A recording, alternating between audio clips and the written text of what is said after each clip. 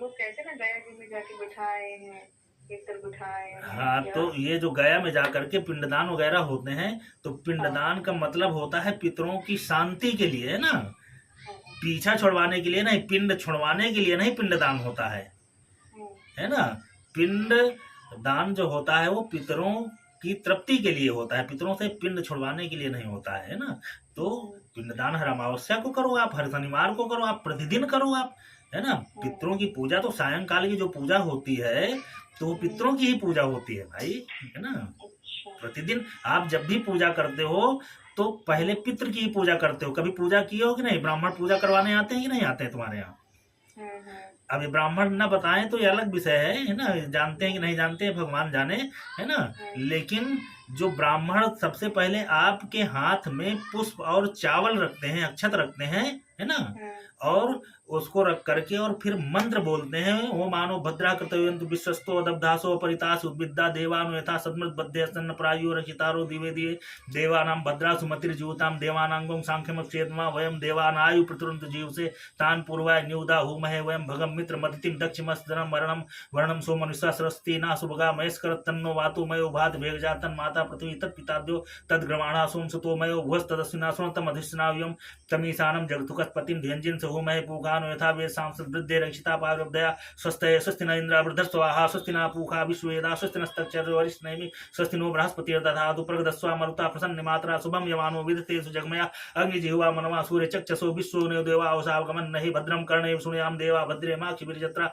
स्त्रीरंगे तुस्वांगं शस्त्रु विरसयो महि देवतं सतायु सतिमिन्दु सरदा अन्ति देवा यत्रा नश्चक्राजरसं तनूनां पुत्रासो यति पितरो भवन्ति मानो मद्दारि रथारि गन्तु अदितिर्धौर दिदीक्ष माता सपिता सपुत्रा अदिति पंचजना अदितिर्जातम अदितिर्जनितम धौ शांतिरंतरिक्षंगं शांति पृथ्वी शांतिरापा शांतिरोषधया शांति वनस्पतया शांति विश्वे देवा शांतिर्ब्रह्म शांतिरंगं शांति शांतिरेव शांति सामा शांतिरेधि यतो यथा समीहसे ततो न भयं कुर्सन्न कुर प्रजाभ्यो न पशुभ्याशु शांतिर्भवति। श्रीमन्महागणाधिपते नमः। लक्ष्मी नारायणाभ्यां नमः। उमा महेश्वराभ्यां नमः। वाणी हिरण्यगर्भाभ्यां नमः। सची पुरंदराभ्यां नमः। इष्ट देवताभ्यो नमः। ग्राम देवताभ्यो नमः। वास्तु देवताभ्यो नमः। कुल देवताभ्यो नमः। सर्वेभ्यो देवभ्यो नमः। सर्वेभ्यो ब्रह्मणोभ्यो नमः। श्रीमन्महागणाधिपते नमः। ये मंत्र बोलते हैं, कभी पूरा मंत्र सुना है? किसी ब्राह्मण ने सुनाया नहीं। पूजा कराने वाले? तो ये जो होता है ये स्वस्ति मंत्र है। तो इसमें पितरों से ही शुरू होता है ना। पूजा का प्रारंभ पितरों से शुरू हुआ, और उस चावल को फिर पंडित जी कहते हैं कि इसको भूमि में रख दो। जमीन में रखाते हैं तो देखे होगे कि जमीन में रखवा देते हैं, है ना। जमीन में रखवाते हैं और पैर छुआ देते हैं, तो वो पितरों को ही समर्पित होता है। वो अक्षत और पुष्प पितरों के लिए होता है। इसके बाद गणेश जी की पूजा होती है। सुमुखस्य एकदंतस्य कपिलो गजकर्ण का लंबोदरस्य विक्टो विघ्न नाशो विनायका धूमकेतुर् गणाध्यक्षो भालचंद्रो गजानना द्वादशैतानि नामानि या पठेत् शृणुयात् विद्यारंभे विवाहे निर्गमे तथा संग्रामे संकटे च विघ्नस्तस्य न जायते, है ना। तो ये गणेश जी की पूजा फिर बाद में होती है। इसके बाद नवग्रह की पूजा होती है। ओम ब्रह्मा मुरारी त्रिपुरांतकारी भानु शशि भूमि सुतो बुधस्य गुरुश्च शुक्रो शनि राहु केतवा सर्वे ग्रह अनुकूला भवतु। इसके बाद फिर अपने इष्ट की पूजा होती है ना। ओम सहस्र शीर्षा पुरुषा सहस्त्राक्षा सहस्त्रपाद भूमि सर्वतिष्ठ तथा गुलम, है ना। तो ये पूजा का प्रकार है। तो सबसे पहले किसकी पूजा हुई? पितरों की, है ना। जब विवाह होता है तो सबसे पहले निमंत्रण किसको दिया जाता है? पितरों का, है ना। तो सबसे पहले पितरों की ही पूजा होती है ना।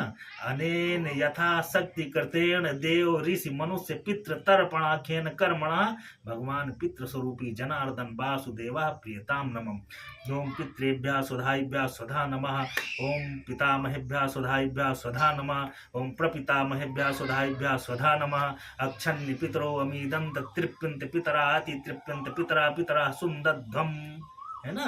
ये पितरों के मंत्र हैं। पितरों को तो लोग भूल गए, है ना।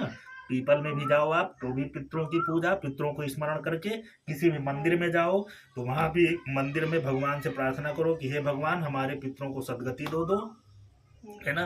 किसी आप तीर्थ स्थान में जाते हो तो अपने लिए नहीं, सबसे पहले पितरों के लिए आप मांगो कि हमारे जो भी ज्ञात अज्ञात दिवंगत कोई भी पितर हमारे, है ना, अनेक जन्मों के हमको नहीं पता कितने जन्म ले चुके, कितनी कितनी योनियों में, तो जो भी हमारे पितर कहीं भी कष्ट में है, भगवान उनको सदगति दे दो, उनको मोक्ष मिल जाए, उनका उद्धार हो जाए, है ना।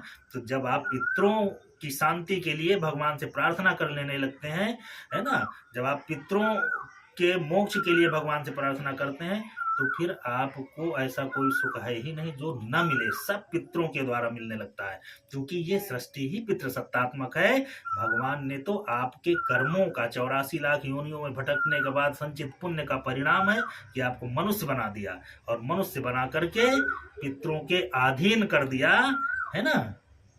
अब आपके कर्म मनुष्य के रहे या पशु के रहे या वृक्ष के रहे या जिसके रहे, वो भगवान ने परिणाम के रूप में दे दिया। तो वृक्ष भी बना तो वो भी पितृ सत्तात्मक, पशु बना वो भी किसी पितृ के द्वारा पैदा होगा, है ना। तो पितृ सत्तात्मक सत्ता को भगवान ने दे दिया कर्मों के आधार पे। अब आप मनुष्य बने तो इसका मतलब कि आपके बहुत अच्छे कर्म रहे तो भगवान ने मनुष्य बना दिया। अब मनुष्य होने के बाद भी आप अगर भूल गए, नहीं पितरों को जान पाते, नहीं देवताओं को जान पाते, नहीं आप अच्छे बुरे कर्म को जान पाते हैं, तो फिर हमारी मनुष्य होने का मतलब ही बेकार भी। कहीं ना कहीं तो हमको माने कहीं ना कहीं हमारा कुछ पाप शेष है, उसकी वजह से हम भगवान और पितरों को भूल गए।